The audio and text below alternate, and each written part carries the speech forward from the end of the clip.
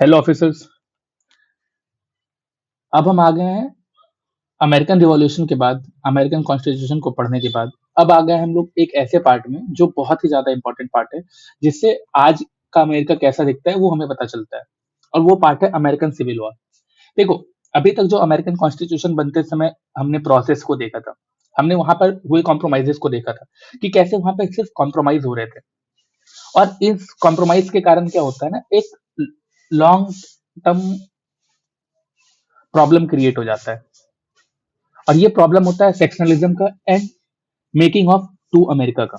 हमने पहले ही देखा कि अमेरिका ऑलरेडी दो पार्ट में डिवाइड हो चुका था, नॉर्थ एंड साउथ।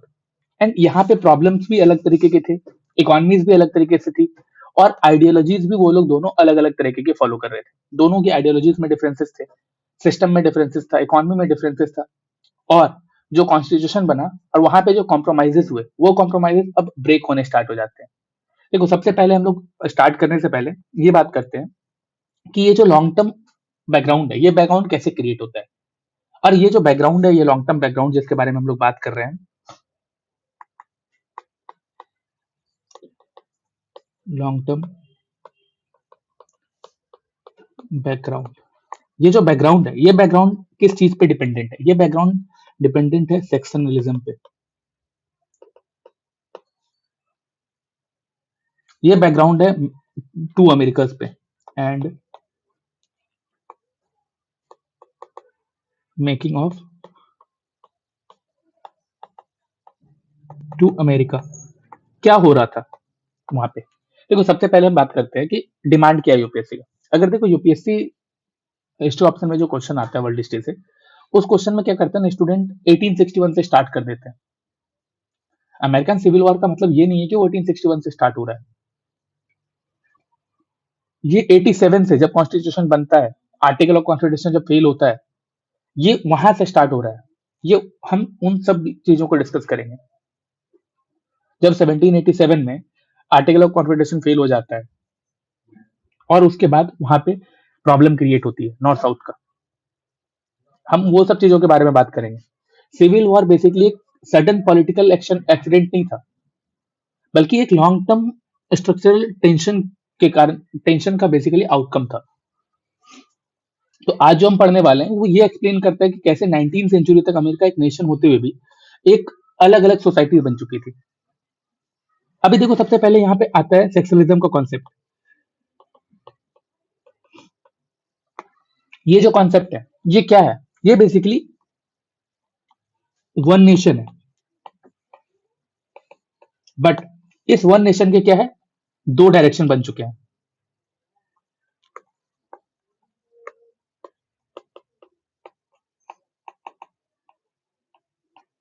अब ये कैसे हुआ? देखो, सेक्शनलिज्म का मतलब क्या होता है, दो पार्ट में डिवाइड होना या अलग अलग सेक्शन में डिवाइड होना। लेकिन अमेरिका क्या हुआ था, दो सेक्शन में डिवाइड हो गया था। और ये सेक्शन किस बेसिस पे डिपेंडेंट था? ये बेसिस, इसका जो बेसिस था वो था रीजनल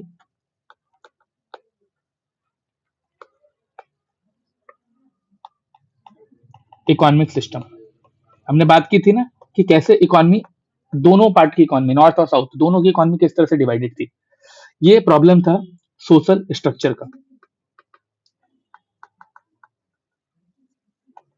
एक साइड स्लेवरी को सपोर्ट कर रहा था और एक साइड स्लेवरी के अपोजिशन में था, स्लेवरी को मोरल प्रॉब्लम मान रहा था। और साथ ही साथ दोनों के जो पॉलिटिकल इंटरेस्ट थे, वो पॉलिटिकल इंटरेस्ट भी डिफरेंट थे, डिफरेंट पॉलिटिकल इंटरेस्ट। अभी देखो क्या होता है ना कि ये जो प्रॉब्लम है, ये धीरे धीरे नेशनल यूनिटी से ज्यादा पावरफुल होता जा रहा था। नेशनल यूनिटी से ज्यादा पावरफुल ये सारे जब प्रॉब्लम्स होने लगेंगे, तो ये प्रॉब्लम क्या करेगा, 19 सेंचुरी के मिड तक क्या देखते हैं कि यूनाइटेड स्टेट में नॉर्थ और साउथ सिर्फ जोग्राफिकली नहीं, बल्कि इकोनॉमिकली, सोशली और आइडियोलॉजिकली अलग हो चुके थे। और अमेरिकन सिविल वॉर इस सेक्शनलिज्म से स्टार्ट होता है, जहां पे लोग रीजनल लॉयल्टी को ज्यादा वैल्यू दे रहे हैं और नेशनल यूनिटी को और नेशनल आइडेंटिटी को ओवरशैडो कर रहे हैं। अभी देखो क्या होता है, ये जो सेक्शनलिज्म के बारे में बात कर रहे हैं, सबसे पहले हम लोग बात करते हैं नॉर्दर्न स्टेट के बारे में।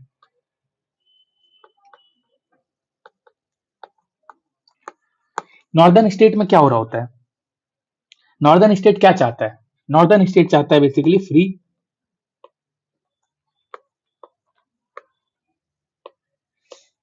Labour and industrial capitalism.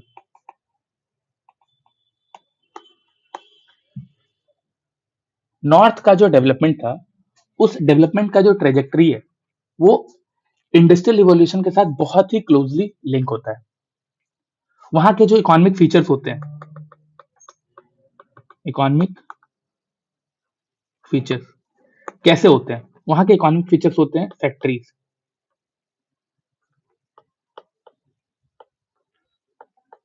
Railways, mills. वहां पे बेसिकली एक वेज लेबर सिस्टम होता है, वहां पे मिडिल क्लास जो होते हैं वो ग्रो कर रहे होते हैं, ग्रोइंग अपर मिडिल क्लास। ये तो बेसिकली वहां का इकोनॉमिक फीचर है। अभी हम वहां के सोसाइटी को भी देखते हैं, क्योंकि डिफरेंस तो इन सब चीजों पे है ना, तो इन सब चीजों को ही पहले हम लोग देखेंगे, तभी समझ में आएगा ना कि सिविल वॉर हो क्यों रहा है। तो अभी देखो वहां का सोशल स्ट्रक्चर कैसा था। सोशल स्ट्रक्चर की बात करें तो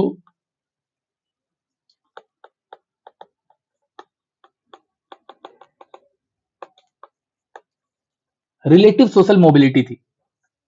यहाँ पर जो मोबिलिटी है, मोबिलाइजेशन है, वो किस चीज पर डिपेंडेंट था, वो डिपेंडेंट था एजुकेशन पे, वो डिपेंडेंट था स्किल्स पे। यहाँ पर इन सब चीजों को एम्फेसाइज किया जा रहा था। और वहां पे जितने इमिग्रेंट्स थे,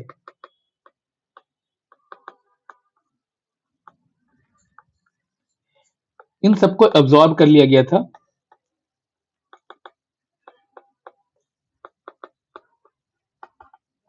इंडस्ट्रियल इकोनॉमी में। और इन्हीं सब चीजों के कारण क्या है ना कि वहां का जो पॉलिटिकल आउटलुक था वो भी अलग था।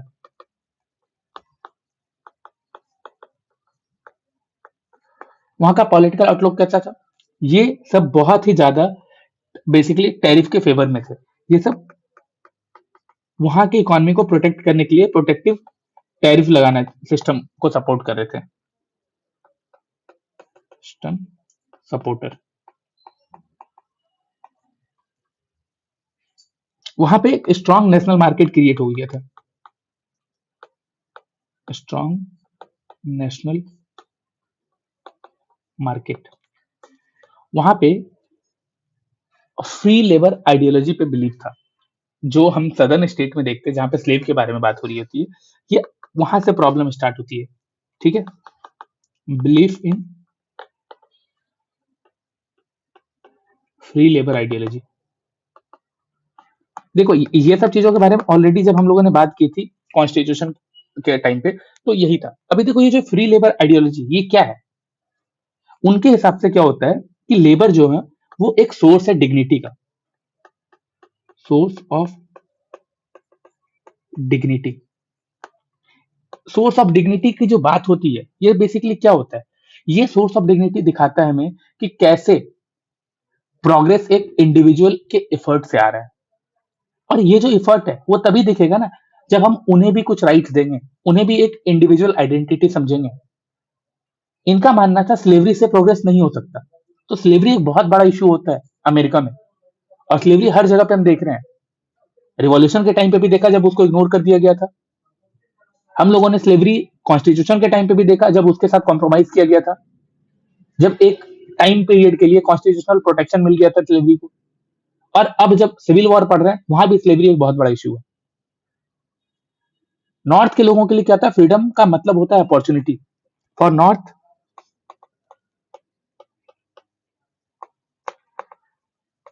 Freedom is equal to opportunity.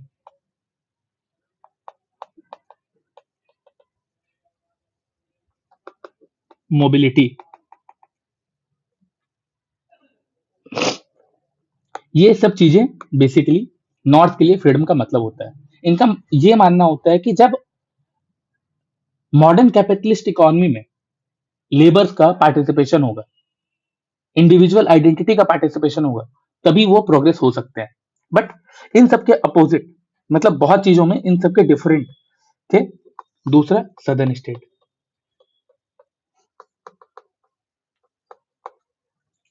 Southern state का क्या प्रॉब्लम था? वहां पे हम लोगों ने देखा था, वहां की इकोनॉमी प्लांटेशन इकोनॉमी थी, plantation economy and slave society. South का जो इकोनॉमिक बेस था वो बिल्कुल डिफरेंट था। वहां के इकोनॉमिक फीचर कैसे थे? इकोनॉमी, वहां के इकोनॉमिक फीचर थे प्लांटेशन एग्रीकल्चर।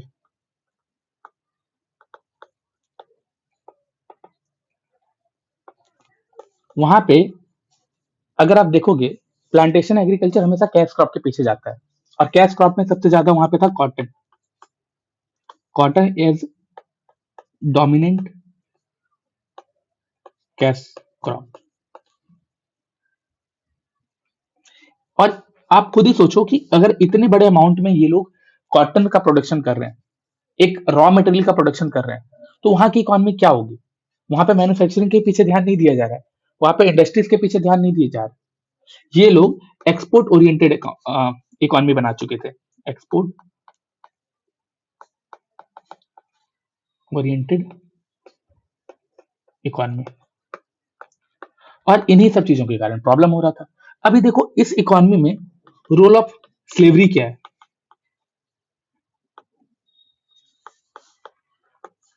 इस इकोनॉमी में रोल ऑफ स्लेवरी सिर्फ लेबर सिस्टम नहीं था, बल्कि सोसाइटी का पूरा हायरार्कियल सिस्टम जो था वो स्लेवरी पर बेस्ड था।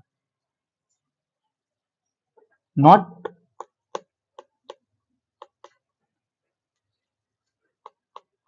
Only in labour system.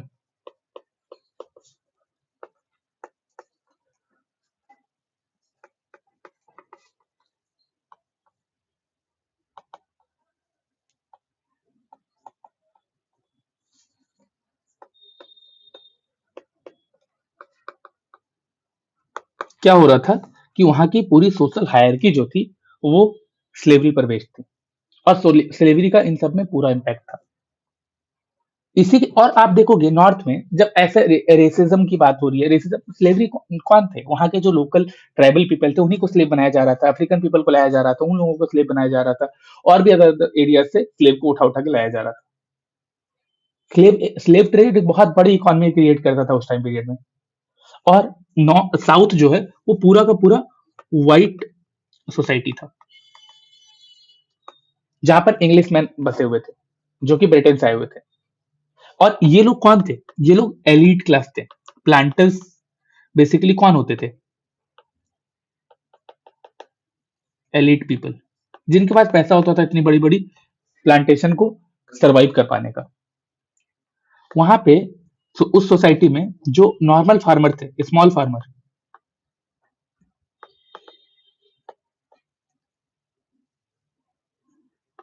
Eight lowest status, small farmer जो थे वो सोसाइटी के सबसे नीचे पार्ट में आते थे, एंड उनसे भी नीचे अगर कोई आता था तो वो स्लेव आते थे, जिनको सोशल हायरार्की का पार्टनर ही नहीं समझा जाता था। वो सोशल हायरार्की में आते ही नहीं थे, वो सबसे ज्यादा नीचे आते थे, और उनकी कोई भी राइट नहीं थी, उनका कोई भी आइडियोलॉजी नहीं था, और इस तरह से वो सोसाइटी पूरी तरह से चल रही थी। और इन्हीं सब चीजों के कारण क्या होता है ना, कि एक आइडियोलॉजिकल शिफ्ट आ जाता है वहां पे। और देखो अमेरिका में जो आइडियोलॉजिकल शिफ्ट आ रहा है, ये शिफ्ट क्या बता रहा है? ये आइडियोलॉजिकल शिफ्ट किसके बारे में बात कर रहा है? नॉर्दर्न स्टेट के लिए क्या है, स्लेवरी एक नेसेसरी एविल है। बट सदर्न स्टेट के लिए क्या हो रहा है? स्लेवरी एक, लिखते हैं हम यहाँ पे कि नॉर्दर्न स्टेट, इनके लिए क्या है? स्लेवरी एक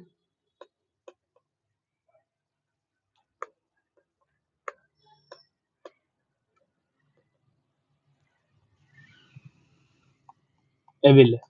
बट सदर्न स्टेट जो है, इनके लिए क्या है, ये एक पॉजिटिव गुड है।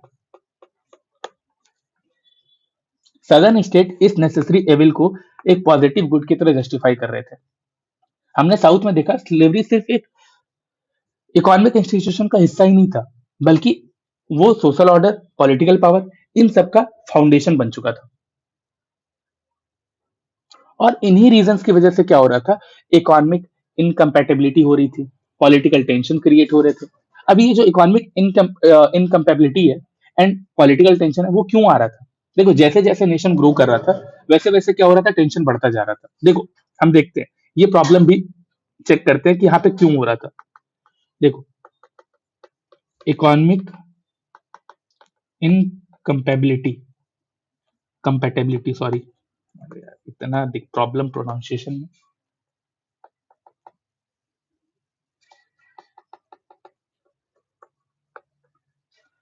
And political tension. देखो, जैसे जैसे इकोनॉमी उस अमेरिका की इकोनॉमी ग्रो कर रही थी, वैसे वैसे क्या हो रहा था कि ये टेंशन और ज्यादा बढ़ते जा रहे थे।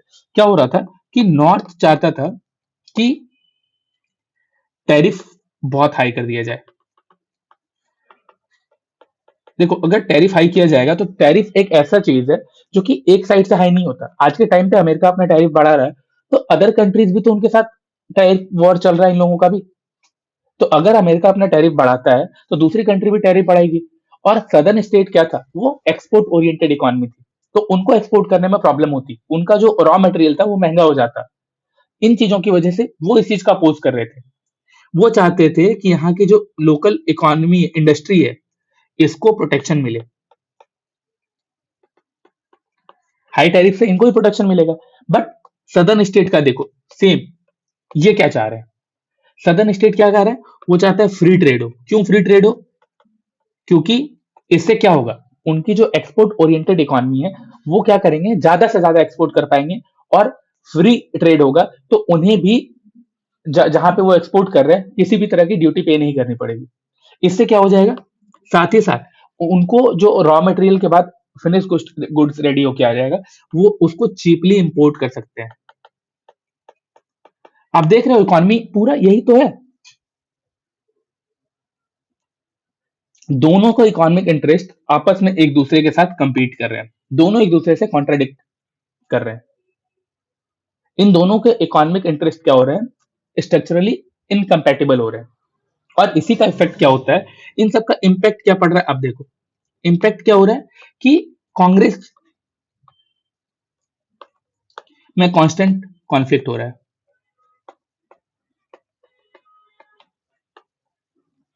और कांग्रेस में जब कांस्टेंट कॉन्फ्लिक्ट हो रहा है, तो वहां से जो पॉलिसी बन रही है, उस पॉलिसी का जो ऑब्जेक्टिव है वही कंप्लीट नहीं हो पा रहा है।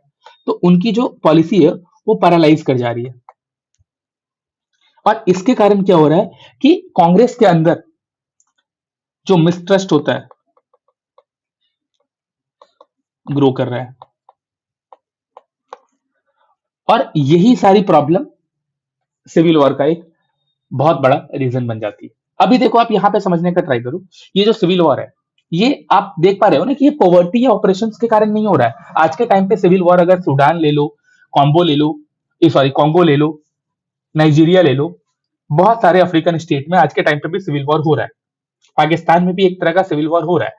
वो सिविल वॉर का जो रीजन है वो बहुत अलग है, वो सारे रीजन पॉवर्टी के कारण है, ऑपरेशंस के कारण है। बट हम अमेरिका में जो सिविल वॉर देख रहे हैं, ये सिविल वॉर क्या है, ये दो कॉन्फ्लिक्टिंग इकोनॉमिक सिस्टम का सिविल वॉर है।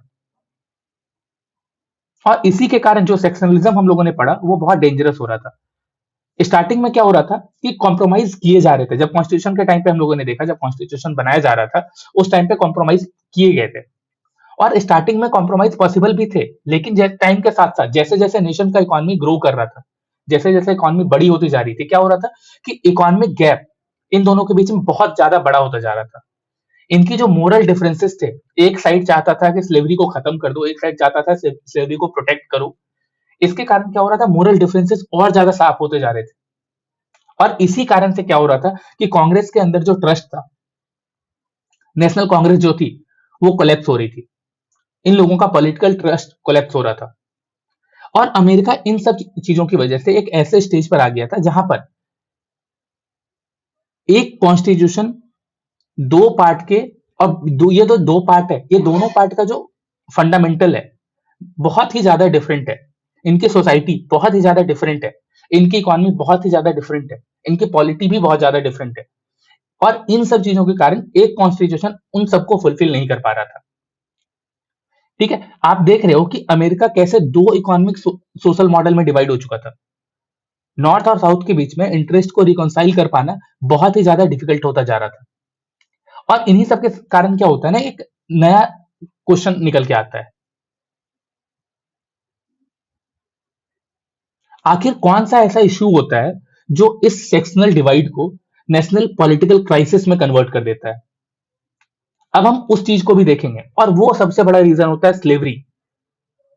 अब कैसे, देखो हम इस चीज को पढ़ते हैं। स्लेवरी कैसे फ्रॉम रीजनल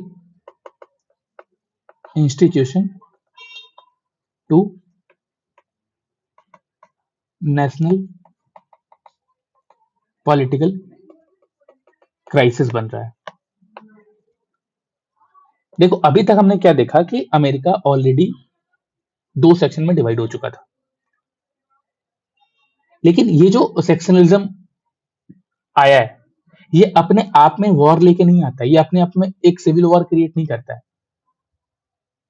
वॉर तब आता है जब कोई एक इशू, जैसे कि economic difference, political compromise, constitution, अब क्या ये जो चीजें बनी हुई है वो इसमें चेंजेस आ रहे हैं, इकोनॉमिक डिफरेंसेस अब मोरल बनता जा रहा है,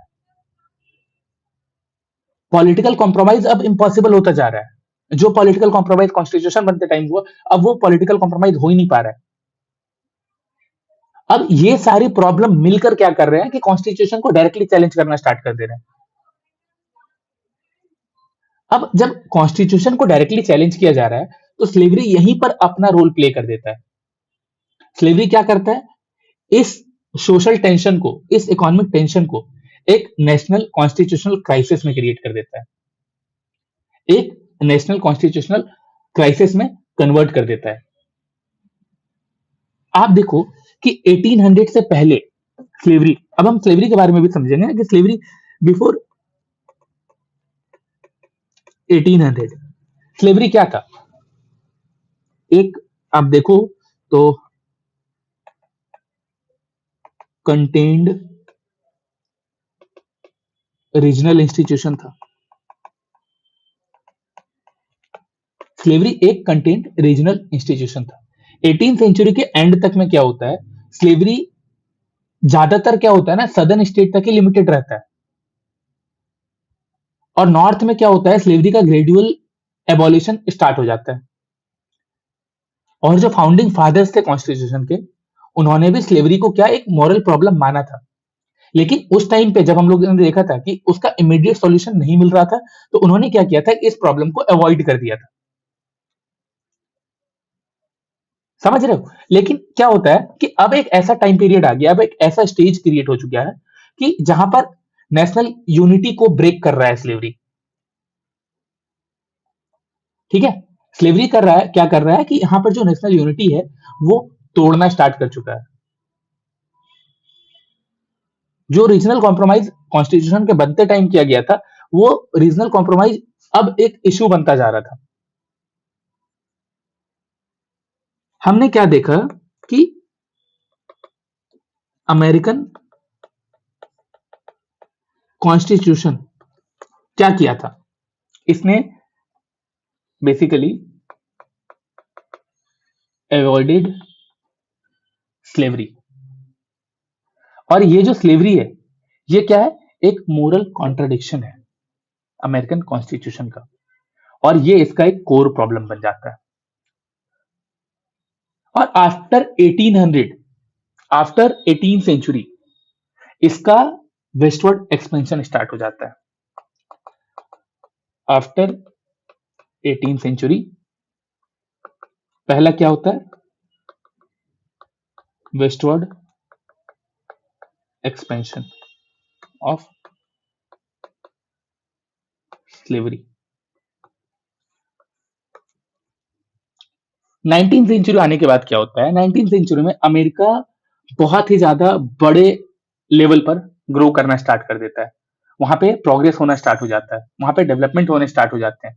और इन्हीं सब चीजों के साथ साथ क्या होता है? एक मोरल कॉन्ट्रडिक्शन, स्लेवरी, वो भी एक्सपेंड करना स्टार्ट कर देता है। उसका भी वेस्टवर्ड एक्सपेंशन स्टार्ट हो जाता है।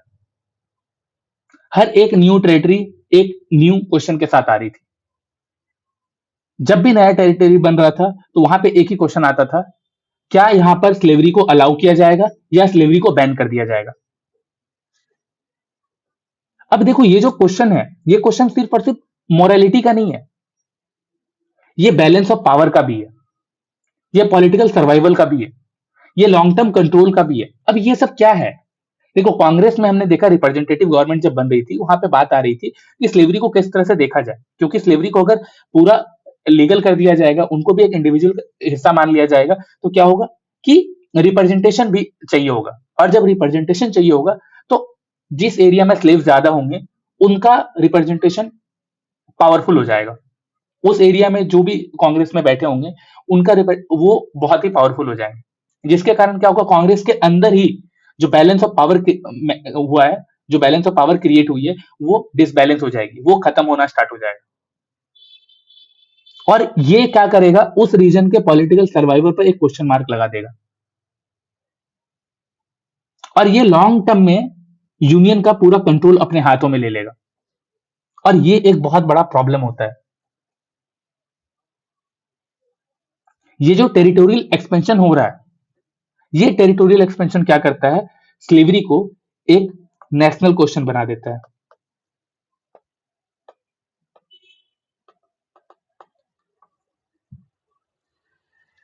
आपने देखा, जो कॉम्प्रोमाइज पॉलिटिक्स हो रहे थे, जहां पे जो क्राइसिस थे, उसको मैनेज करने का काम किया जा रहा था, क्राइसिस मैनेजमेंट का काम हो रहा था, अभी तक सॉल्यूशन नहीं निकाला गया था। यही तो प्रॉब्लम है।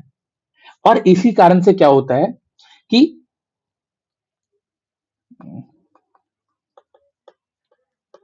कॉम्प्रोमाइज, ये जो कॉम्प्रोमाइज हो रहा था बार बार, परमानेंट सॉल्यूशन नहीं निकाला जा रहा था, प्रॉब्लम को अवॉइड किया जा रहा था, ये एक बहुत बड़ा प्रॉब्लम क्रिएट करता जा रहा था।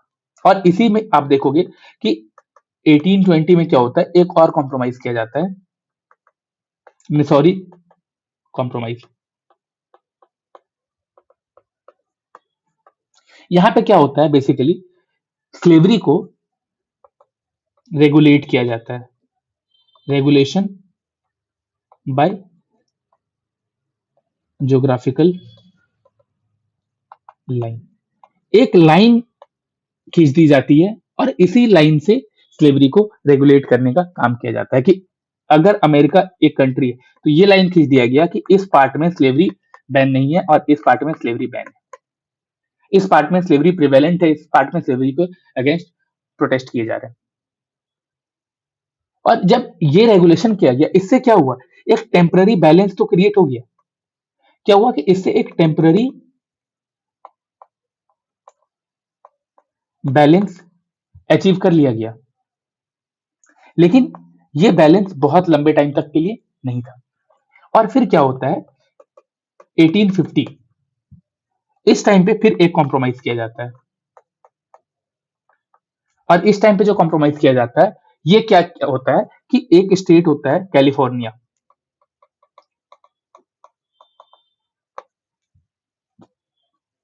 ये स्लेवरी फ्री स्टेट हो जाता है। यहां पे स्लेवरी खत्म हो जाती है पूरी तरह से। यहां पे फ्यूजिटिव स्लेव एक्ट जो होता है, इसको टाइप कर दिया जाता है।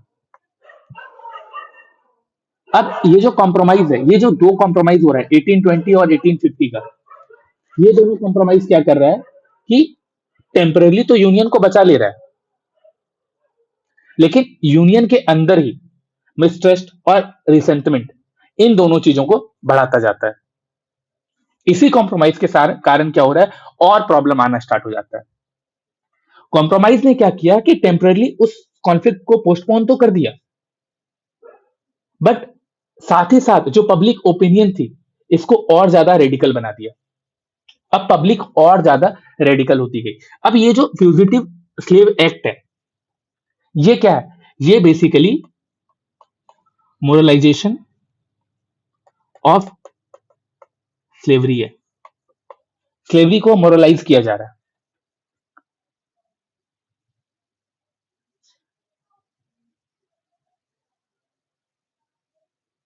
जब कैलिफोर्निया को फ्री स्टेट बनाया जाता है, एंड साथ ही साथ ये जो फ्यूजिटिव स्लेव एक्ट है, जब इसको भी टाइट कर दिया जाता है, इससे प्रॉब्लम क्या हो रही है।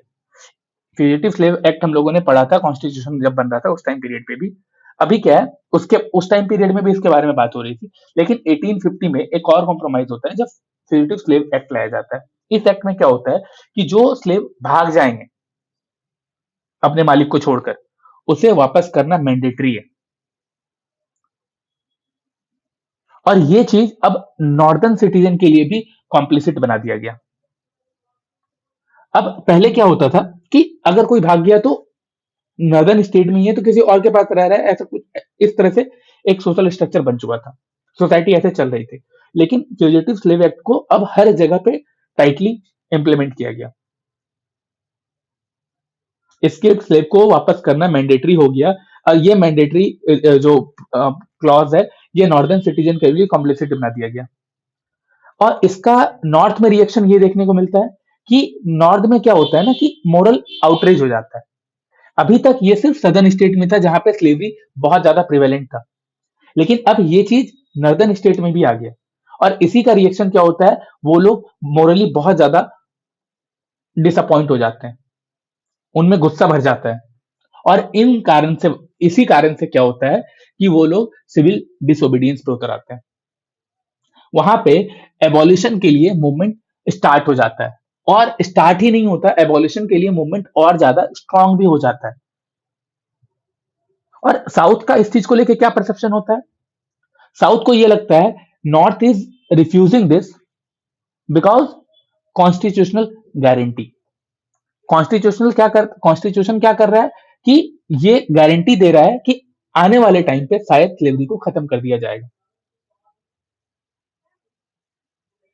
और साथ ही साथ कॉन्स्टिट्यूशन सदर्न स्टेट को भी ये गारंटी दे रहा है कि स्लेवरी जो है वो बैन नहीं किया जा रहा है, बट आने वाले टाइम पे इसका सॉल्यूशन भी निकाला जाएगा ताकि सदर्न स्टेट को प्रॉब्लम ना हो। ये जो नॉर्थ और साउथ का प्रॉब्लम है ना, ये प्रॉब्लम और बढ़ता जा रहा था। स्लेवरी अब एक इकोनॉमिक इशू नहीं रह गया था, स्लेवरी अब एक मोरल एब्सोल्यूटिज्म बन गया था। आप अगर समझना चाहो तो आपको ये लगेगा, ये जो फ्यूजिटिव स्लेव एक्ट है, ये क्या कर रहा है, ये स्लेवरी को अलग तरीके से प्रेजेंट कर रहा है और एक बड़ा प्रॉब्लम बना दे रहा है। अब क्या हुआ कि इसने क्या किया कि turn slavery into a test of moral conscience for the north. जब ये नॉर्थ में लागू करने की बात हुई तो क्या हुआ कि नॉर्थ के लोगों का जो मोरल कॉन्साइंस होता है वो और ज्यादा भड़क जाता है। और इसी के कारण क्या होता है, फिर एक एक्ट आता है 1854 में। ये एक्ट होता है कंसास नेब्रास्का एक्ट। ये क्या करता है, ये इस कॉम्प्रोमाइज को कोलैप्स कर देता है। Collapse of compromise.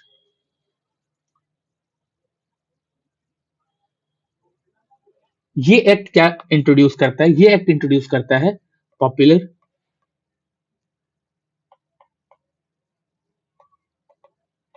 सोवेरेनिटी। अब यहां पे रेसिडेंट डिसाइड कर रहे हैं स्लेवरी इशू को।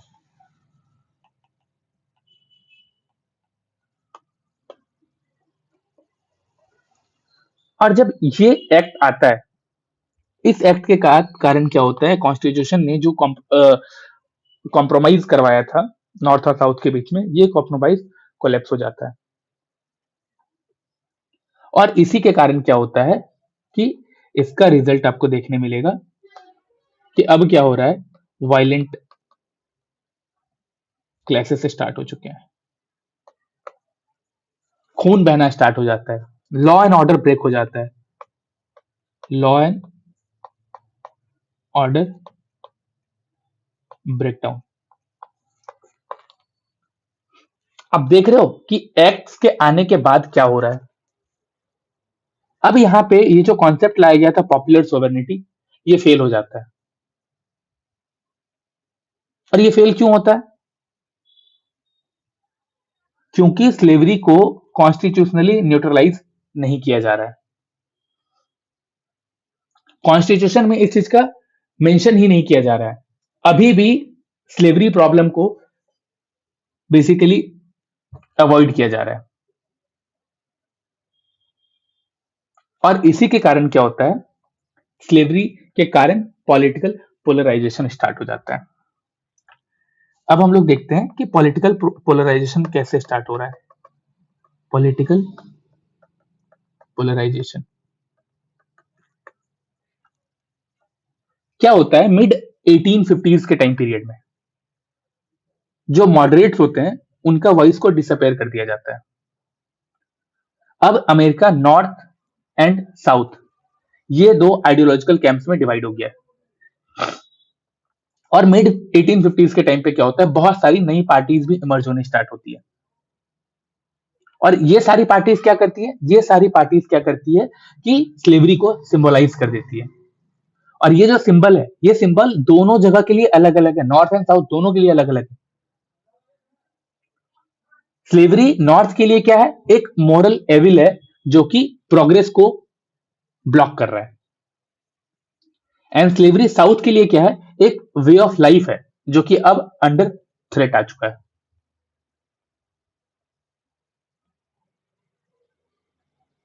स्लेवरी पहले एक इंस्टीट्यूशन था, लेकिन अब वो इंस्टीट्यूशन ही नहीं है, अब वो एक आइडेंटिटी इश्यू बन चुका है। नॉर्थ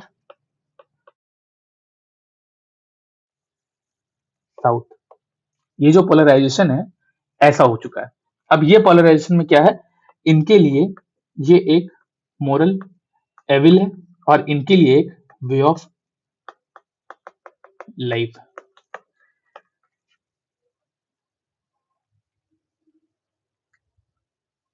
इनको ऐसा लगता है कि ये प्रोग्रेस को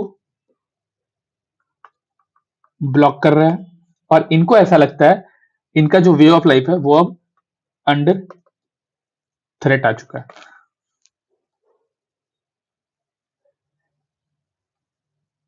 अब ऐसा क्या होता है ना कि अब ऐसे कौन से सिचुएशंस आते हैं जिसके कारण स्लेवरी अब एक वॉर लाइक सिचुएशन क्रिएट कर देता है। देखो स्लेवरी क्या कर रहा है, वो इकोनॉमिक इंटरेस्ट को चैलेंज कर रहा है, वो मोरालिटी को पोलराइज कर रहा है, कॉन्स्टिट्यूशनल कंसिस्टेंस को अंडरमाइन कर रहा है। अब इन सब चीजों के कारण ही प्रॉब्लम स्टार्ट होगी ना। अगर इकोनॉमिक इंटरेस्ट को चैलेंज किया जाएगा, मोरालिटी को पोलराइज किया जाएगा और कॉन्स्टिट्यूशन इसको अवॉइड कर रहा है, इन्हीं सब चीजों के कारण क्या होता है कि स्लेवरी अब एक वॉर लाइक सिचुएशन क्रिएट कर देता है। और 1850s के बाद, यू कैन से कि बाय लेट 1850s, अब यूनियन एक्सपेंड नहीं कर पा रहा है, अब यूनियन लेजिस्लेट नहीं कर पा रहा है, अब यूनियन गवर्न नहीं कर पा रहा है। और ये सब चीज क्यों नहीं कर पा रहा है, क्योंकि वो स्लेवरी को कन्फ्रंट ही नहीं कर रहा है। तो स्लेवरी को कन्फ्रंट करना अब एक बहुत बड़ा मोरल इश्यू बन गया है, एक कॉन्स्टिट्यूशनल इश्यू बन गया है। इसीलिए क्या होता है, ये चीजें बहुत ज्यादा जरूरी हो जाती है। ठीक है, अब यहां से क्या होता है ना कि सिविल वॉर जैसा सिचुएशन आना स्टार्ट हो जाता है। अब हम इसी चीज को देखेंगे, अब हम कॉन्स्टिट्यूशनल क्राइसिस को देखेंगे।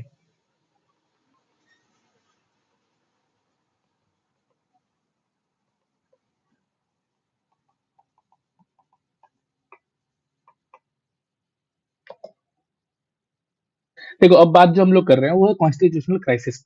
ऑलरेडी हम लोगों ने देखा प्रॉब्लम क्या हो रही थी, आखिर स्लेवरी कितना बड़ा इशू बन जाता है, और कॉन्स्टिट्यूशनल क्राइसिस यहीं पे एक बहुत बड़ा रोल प्ले करता है। क्या क्राइसिस हो रहा होता है? क्राइसिस हो रहा होता है स्टेट्स का राइट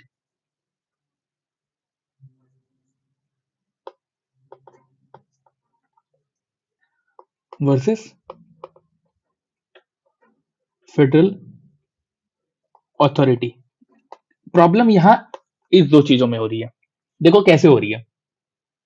देखो, अमेरिका ऑलरेडी सेक्शनल हो चुका था, डिवीजन हमें दिख रहा था, ठीक है। एंड साथ ही साथ स्लेवरी एक बहुत बड़ा नेशनल पॉलिटिकल क्राइसिस बन चुका था। लेकिन अभी भी जो सिविल वॉर है वो रोकी जा सकती थी अगर ये डिसएग्रीमेंट नहीं हुआ रहता। लेकिन अब जो ये सिविल वॉर है ये रोक पाना पॉसिबल नहीं होता है। क्यों नहीं होता है? क्योंकि डिसएग्रीमेंट सिर्फ एक चीज पे नहीं है। यहाँ पे जो डिसएग्रीमेंट है वो क्या है?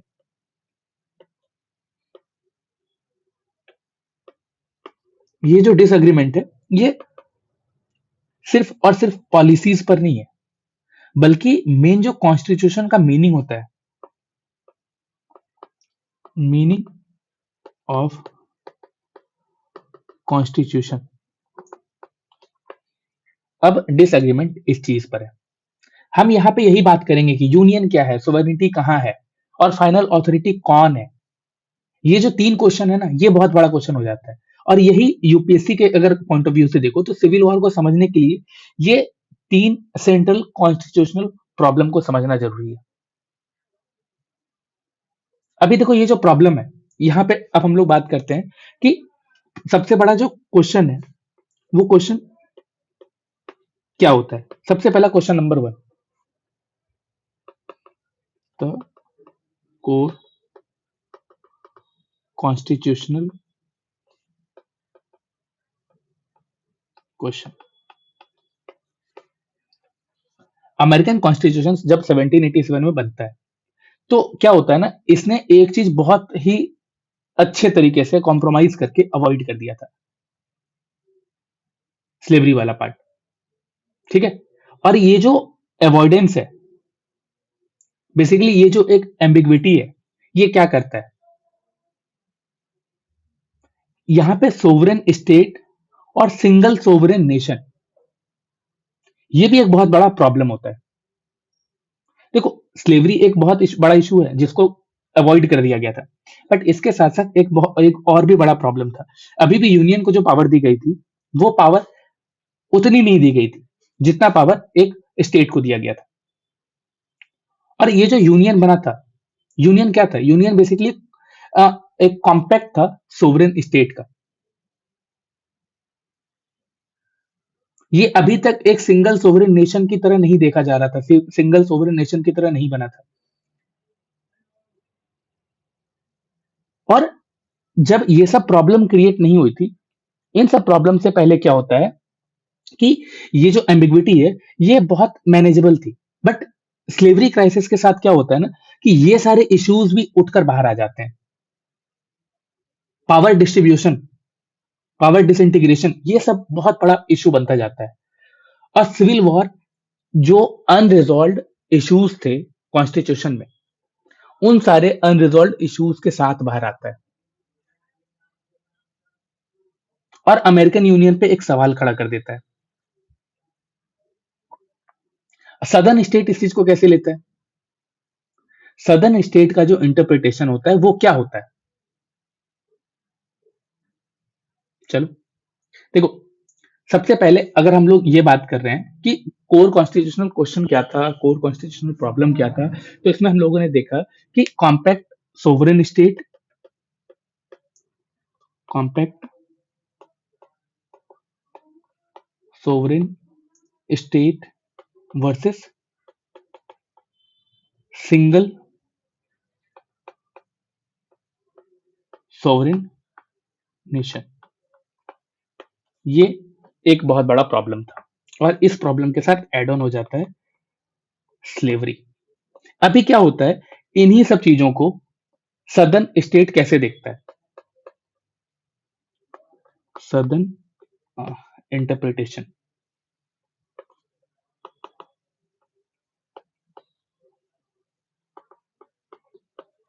देखो ये जो सदर्न इंटरप्रिटेशन है, वो किस तरह से इंटरप्रेट कर रहा है, वो क्या सोच रहा है, ये जो प्रॉब्लम आ रही है इन प्रॉब्लम के बारे में क्या सोच रहा है, प्रॉब्लम का मेन रूट क्या है? देखो यहाँ पे आ जाता है स्टेट के राइट की बात एंड कॉम्पैक्ट थियरी की बात। हम इन दोनों को समझते हैं। देखो सदर्न थिंकर जो होते हैं, स्पेशली आप जो आप अगर बुक पढ़ोगे, आप देखोगे तो उन सब में एक थिंकर्स का नाम बहुत ज्यादा आपको देखने को मिलेगा, वो है जॉन सी कैलहॉन। इन्होंने क्या किया था, इन्होंने एक कॉन्स्टिट्यूशनल थ्योरी डेवलप की और इनकी जो थ्योरी थी वो बेसिकली क्या बताती थी, उन उस थ्योरी का की आर्ग्यूमेंट क्या था? इनकी थ्योरी क्या था कि कॉन्स्टिट्यूशन स्टेट्स के बीच में एक कॉम्पैक्ट है। यहाँ पे जो स्टेट्स हैं वो सोवरेन है और फेडरल गवर्नमेंट जो है वो डेलीगेटेड अथॉरिटी है। अगर फेडरल गवर्नमेंट अपने पावर को एक्सीड करेगी तो क्या होगा, प्रॉब्लम यहाँ पे क्या आएगी? अगर अगर फेडरल गवर्नमेंट अपने पावर को एक्सीड करना स्टार्ट कर देगी तो क्या होगा, जो स्टेट के लॉ थे उस लॉज को नलीफाई किया जा सकता था और अल्टीमेटली अगर वो स्टेट इस यूनियन में नहीं रहना चाहे और वो इस यूनियन से अलग होना चाहे, बेसिकली सक्सेशन एक कॉन्स्टिट्यूशनल राइट है। इन सब चीजों के बारे में बात हो रही थी, इन सब चीजों का आर्ग्यूमेंट दिया जा रहा था। ठीक है, अभी देखो ये जो नलिफिकेशन की बात होती है, क्या नलिफिकेशन क्या है? बेसिकली फेडरल लॉज को अनकॉन्स्टिट्यूशनल डिक्लेयर किया जा सकता था। अगर स्टेट चाहे तो फेडरल के लॉज को अनकॉन्स्टिट्यूशनल डिक्लेयर करके सक्सीड कर सकती थी। और स्लेवरी प्रोटेक्शन को ना इसी थ्योरी के थ्रू जस्टिफाई किया जा रहा था। और ये जो स्टेट का राइट है, ये स्टेट का राइट ही बन जाता है एक कॉन्स्टिट्यूशनल सील्ड फॉर स्लेवरी। हमें यही समझना है ना कि आखिर ये कैसे कॉन्स्टिट्यूशनल सील्ड बन जा रहा है। चलो, इनकी थियरी में जो मेन चीज है वो क्या है, कॉन्स्टिट्यूशन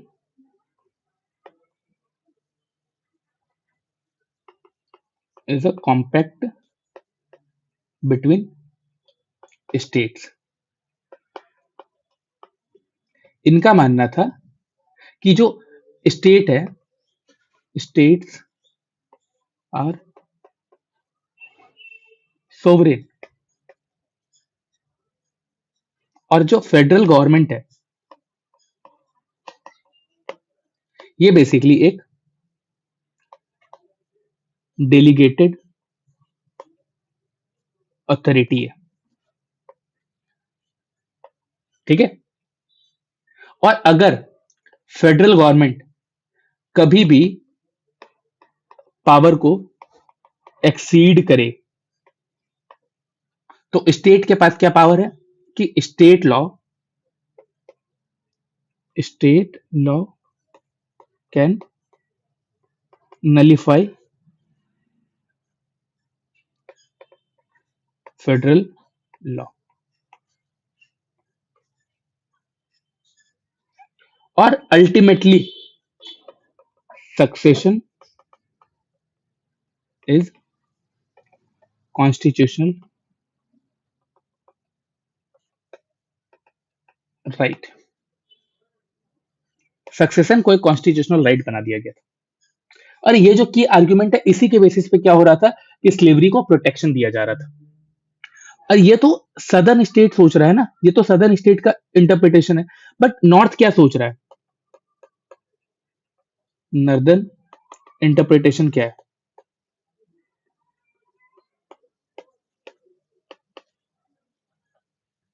ये बात हो रही है नेशनल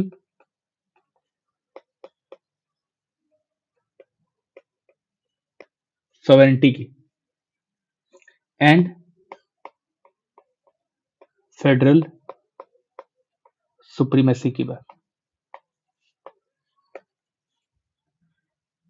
देखो, नॉर्थ का जो कॉन्स्टिट्यूशनल विजन होता है ना, वो साउथ के कॉन्स्टिट्यूशनल विजन से बहुत अलग होता है। देखो, इनका जो कोर बिलीफ है वो कहां से स्टार्ट होता है? उनके लिए कॉन्स्टिट्यूशन क्या है? इनके लिए कॉन्स्टिट्यूशन स्टार्ट होता है वी द पीपल से। इनके लिए क्या होता है? Peoples are source of sovereignty. Source of sovereignty वहां के सिटीजन्स के पास है, वहां के लोगों के पास है। Source of sovereignty basically states के पास नहीं है। इनके लिए क्या होता है कि यूनियन इज परमानेंट।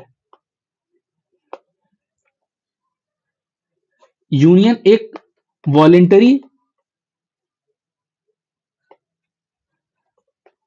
अलायंस नहीं है।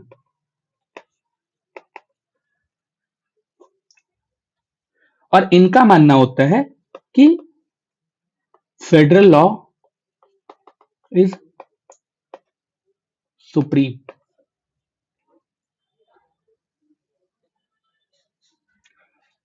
और इसी कारण से क्या होता है, ये जो सक्सेशन की बात हो रही होती है कि आप अलग हो सकते हो, ये इलीगल है। नलिफिकेशन एक एनार्की है। नॉर्थ के लिए फेडरल सुप्रीमेसी एक बहुत ही ज्यादा एसेंशियल एलिमेंट है टू नेशनल सर्वाइवल। और यही सारे प्रॉब्लम्स एक बहुत बड़ा क्राइसिस क्रिएट कर देता है 1832 में। और ये कौन सा क्राइसिस होता है? नलिफिकेशन क्राइसिस। एक नलिफिकेशन क्राइसिस बेसिकली एक वार्निंग सिग्नल की तरह काम करता है। क्या होता है कि जो हम देखे थे कैलिफोर्निया के बारे में, ठीक है। अब साउथ कैलिफोर्निया क्या करता है, वो फेडरल टैरिफ को नलिफाई करने की कोशिश करना स्टार्ट कर देता है। और इसके कारण क्या होता है, उस टाइम में जो प्रेसिडेंट होते हैं एंड्रयू जैक्सन, ठीक है। हम साउथ कैलिफोर्निया ये क्या कर रहा है, नलिफाई फेडरल टैरिफ। एंड इस टाइम पीरियड में जो प्रेसिडेंट होते हैं जिनका नाम होता है एंड्रयू जैक्सन, इनका रिस्पांस क्या देखने को मिलता है कि ये मिलिट्री फोर्स का थ्रेट दिखाते हैं। ये यूनियन रिजर्वेशन को प्रायोरिटी देते हैं। अभी क्या होता है, इस कारण से ये जो क्राइसिस है ये डिफ्यूज हो जाता है। क्राइसिस डिफ्यूज तो हो जाता है बट क्राइसिस रिजॉल्व नहीं हो पाता है। स्टेट राइट वर्सेस यूनियन, ये जो कॉन्फ्लिक्ट है ये एक इंस्टीट्यूशनल मेमोरी बन जाता है। और जब ये इंस्टीट्यूशनल मेमोरी बन जाता है तो क्या होता है कि अब एक और क्वेश्चन आता है कि आखिर कॉन्स्टिट्यूशन में इन सब चीजों के बारे में बात क्यों नहीं की गई है? आखिर कॉन्स्टिट्यूशन ये सब क्राइसिस को मैनेज क्यों नहीं कर पा रहा है? कॉन्स्टिट्यूशन में बहुत सारी चीजें वेग क्यों छोड़ दी गई है?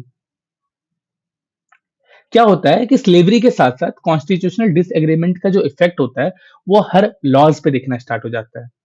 हर एक लॉ कॉन्स्टिट्यूशनल डिस्प्यूट बन जाता है। हर एक इलेक्शन लेजिटिमेसी क्राइसिस बन जाता है। और हर एक कॉम्प्रोमाइज एक मिसट्रस्ट में कन्वर्ट हो जाता है। और इसी कारण से क्या होता है, कॉन्स्टिट्यूशन एक बैटल ग्राउंड बन जाता है। जो कॉन्स्टिट्यूशन पहले एक फ्रेमवर्क था कॉम्प्रोमाइज का, अब वो कॉन्स्टिट्यूशन एक बैटल ग्राउंड बन गया है। अभी देखो ना, हम यहाँ पे उस चीज को आपको बताते हैं वो हो क्या रहा है, चीजें कैसे बदलनी स्टार्ट होती है।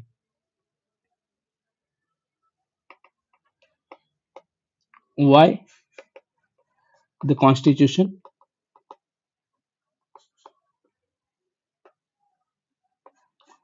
could not contain the crisis?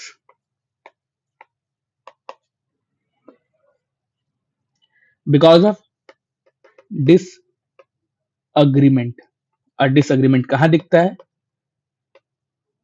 Every laws पे। हर लॉ एक कॉन्स्टिट्यूशनल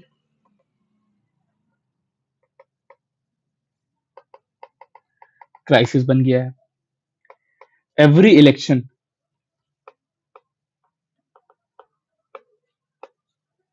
एक लेजिटिमेसी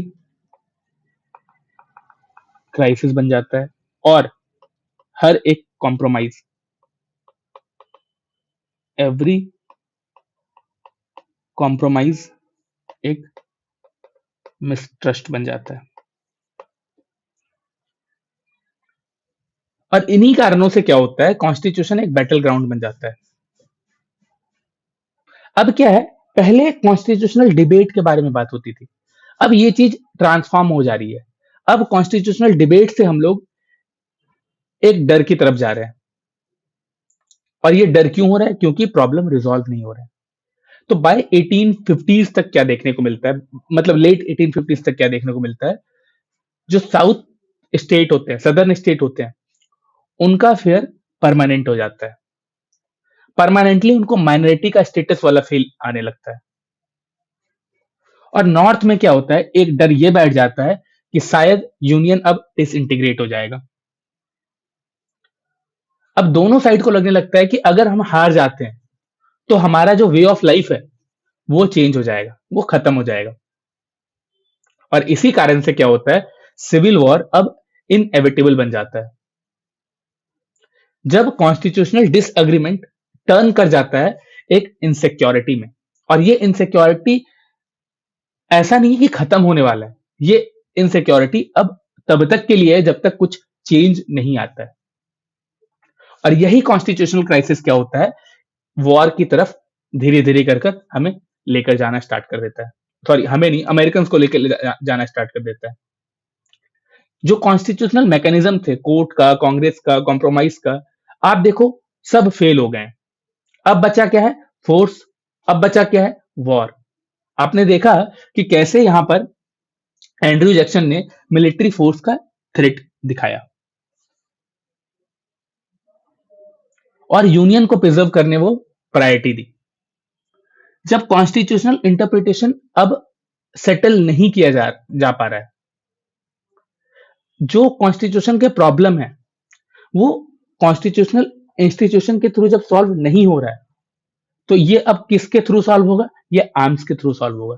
देखो, आर्म्स का जो रिलेशन है अमेरिका से वो बहुत बड़ा है, बहुत पुराना है। आज के टाइम पे भी अमेरिका में आर्म्स रखना अलाउड है। हर घर में आपको हर इंसान के पास लगभग वेपन मिल जाएगा। ये जो स्लेवरी क्राइसिस है, ये जो कॉन्स्टिट्यूशनल एम्बिग्विटी है, ये एक डेडलॉक क्रिएट कर देता है। और साथ ही साथ क्या देखने को मिलता है कि यूनियन का पॉलिटिकल सेंटर कोलैप्स हो रहा होता है।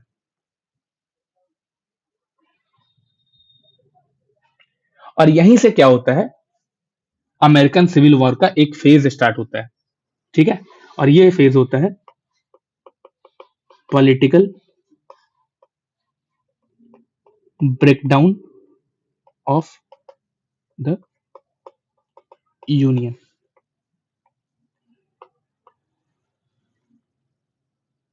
ये बेसिकली एक क्राइसिस होता है 1850s का। अभी ये पार्ट बहुत ज्यादा जरूरी हो जाता है हमें ये समझने के लिए कि आखिर ये जो स्ट्रक्चरल सेक्शनलिज्म डेवलप हुआ था नॉर्थ वर्सेस साउथ, ये जो स्लेवरी का नेशनलाइजेशन हुआ था, एंड साथ ही साथ कॉन्स्टिट्यूशनल प्रॉब्लम स्टार्ट हुए थे, इंटरप्रिटेशन का प्रॉब्लम स्टार्ट हुआ था।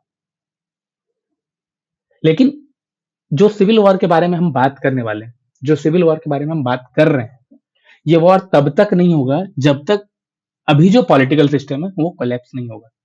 और इसीलिए क्या होता है कि 1850s के बाद अमेरिका का ये जो कॉम्प्रोमाइज बेस्ड पॉलिटिकल ऑर्डर है, ये टूट जाता है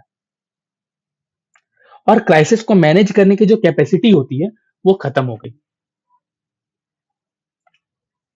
यहां पे जो कॉम्प्रोमाइज पॉलिटिक्स था,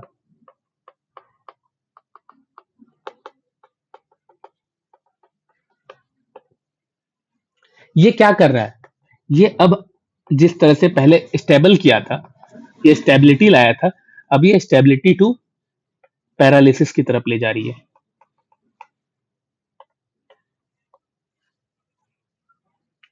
अर्ली रिपब्लिक में क्या देखा कि कॉम्प्रोमाइज एक पावर था, कॉम्प्रोमाइज एक स्ट्रेंथ था, कॉम्प्रोमाइज रीजनल इंटरेस्ट को मैनेज कर रहा था। बट 1850s में क्या देखने को मिलता है, कॉम्प्रोमाइज अब एक वीकनेस बन जाता है। हर एक कॉम्प्रोमाइज क्या कर रहा था, स्लेवरी को और ज्यादा पोलराइज कर रहा था। और 1850s में क्या देखने को मिलता है कि कॉम्प्रोमाइज अब कॉन्फ्लिक्ट को रिजॉल्व नहीं कर पा रहा है। अब कॉम्प्रोमाइज क्या कर रहा है कि जो सेक्शनल मिसट्रस्ट क्रिएट हो रहा है, इसको और ज्यादा डीप करते जा रहा है।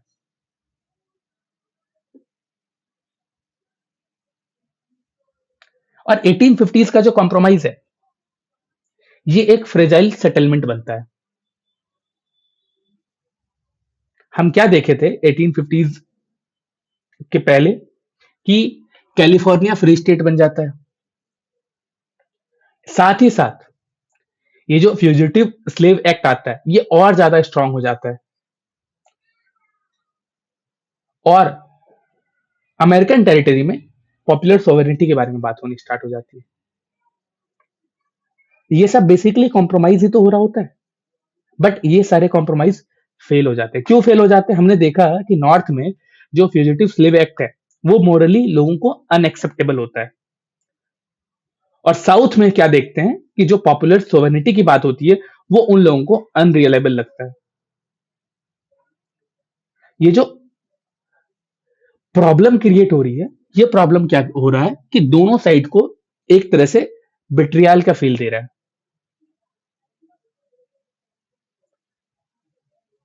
कॉम्प्रोमाइज ऑफ 1850 क्या करता है, यूनियन को टेम्पररली तो स्टेबलाइज कर देता है, बट पब्लिक ओपिनियन जो होता है, इसको परमानेंटली डिस्टेबलाइज कर देता है।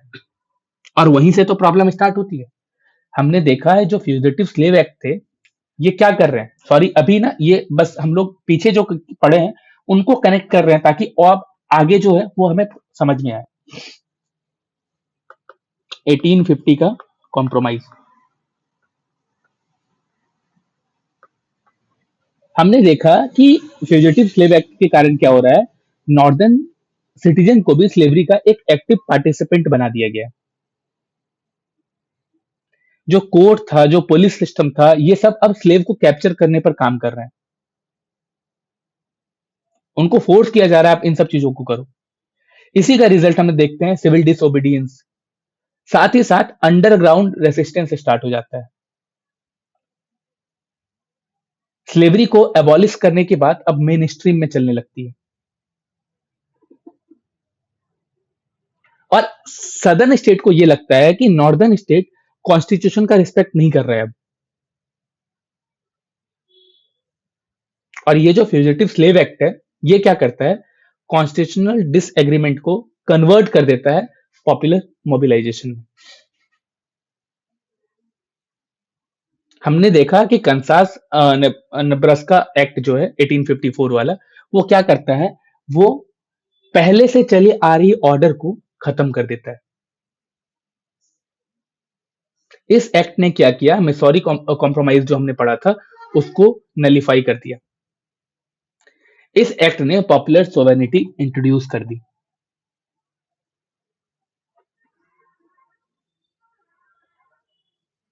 और इन्हीं सब चीजों के कारण क्या होता है, आर्म कॉन्फ्लिक्ट स्टार्ट हो जाता है उन लोगों के बीच में जो एंटी स्लेवरी थे और जो प्रो स्लेवरी थे।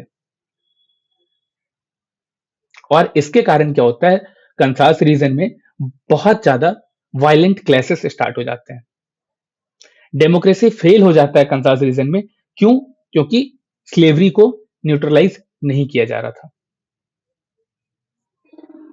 ये जो पार्टी सिस्टम डेवलप हुआ था, ये पार्टी सिस्टम भी धीरे धीरे करके कोलैप्स होना स्टार्ट हो गया था। 1850s तक हमें देखने मिलता है कि विग पार्टी कोलैप्स हो जाती है। और इसके साथ साथ क्या होता है, बहुत सारी रीजनल पार्टीज इमर्ज करने स्टार्ट होती है। यहां पे राइज होता है रिपब्लिकन पार्टी का। ये जो रिपब्लिकन पार्टी है, ये क्या कर रहा है, ये एंटी स्लेवरी को एक्सपेंड करते जा रहा है, ये फ्री लेबर आइडियोलॉजी को एक्सपेंड करते जा रहा है। एंड सदर्न स्टेट को क्या लग रहा था कि ये जो रिपब्लिकन पार्टी है, ये एक तरह का एग्जिस्टेंशियल थ्रेट क्रिएट कर रहा है। और जब नेशनल पार्टी का ब्रेकडाउन होता है, सिस्टम डिस्ट्रॉय होता है, तो ये एक लास्ट इंस्टीट्यूशनल ब्रिज बन जाता है साउथ और नॉर्थ के लिए।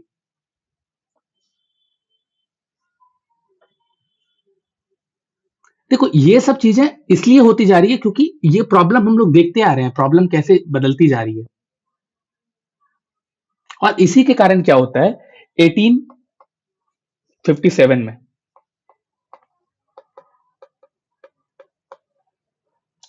जुडिशियल इंटरवेंशन स्टार्ट होते हैं।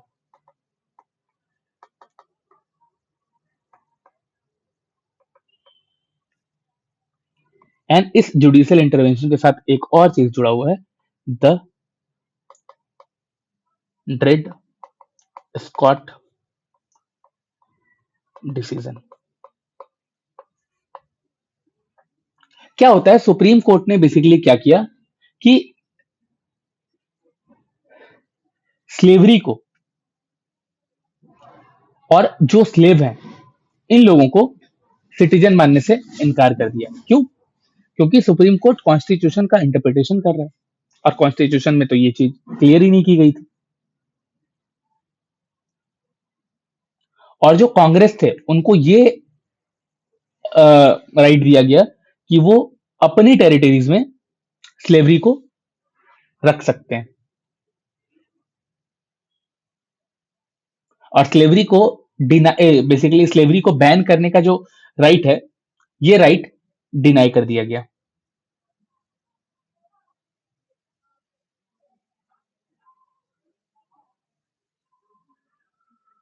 जब ये राइट डिनाई कर दिया जाता है, तो इसमें क्या होता है ना कि नॉर्थ का भी रिएक्शन आता है। नॉर्थ में जितने स्टेट्स होते हैं, वो लोग क्या बोलते हैं, वो लोग जुडिशियल लेजिटिमेसी पे क्वेश्चन करना स्टार्ट कर देते हैं। और जब ये लोग जुडिशियल लेजिटिमेसी पे क्वेश्चन करना स्टार्ट कर देते हैं, तो साउथ का रिएक्शन आता है कि ये लोग कॉन्स्टिट्यूशनल एथिक्स को, कॉन्स्टिट्यूशनल प्रिंसिपल्स को मानना इनकार कर रहे हैं। और उनको ऐसा लगता है कि कॉन्स्टिट्यूशन बेसिकली वैलिडेशन दे रहा है स्लेवरी के लिए। तो यहां पे क्या होता है, जुडिशरी जो क्राइसिस को रिजॉल्व करना चाह रही थी, उस क्राइसिस को और ज्यादा इंटेंसिफाई कर देती है। और ये जो डिसीजन लिया जाता है, ये डिसीजन लिया जाता है ड्रेड स्कॉट के द्वारा। ये एक जज होते हैं वहां पे। और लेट 1850s तक क्या होता है कि पॉलिटिक्स अब बहुत बड़ा प्रॉब्लम बन जाता है। Politics become existential. इलेक्शन अब, जब भी इलेक्शन हो रहे हैं, तो बेसिकली एक सर्वाइवल कॉन्टेस्ट हो जाता है।